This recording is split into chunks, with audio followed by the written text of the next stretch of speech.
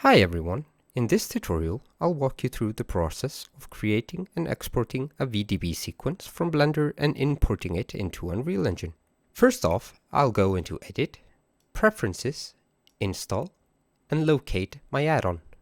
Press Install Add-on and check this box. Now, I'm going to press Ctrl A and add in an empty volume.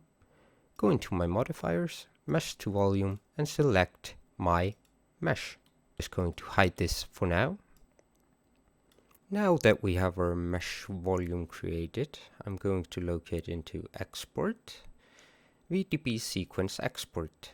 I'm going to choose a save location and I'm going to name my file Test.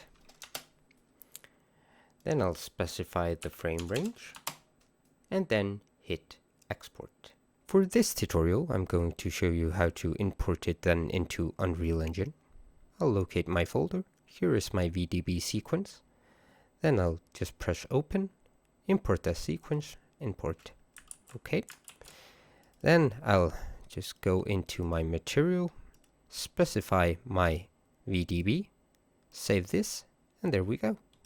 This add-on is free to download in the video description. Thank you for watching.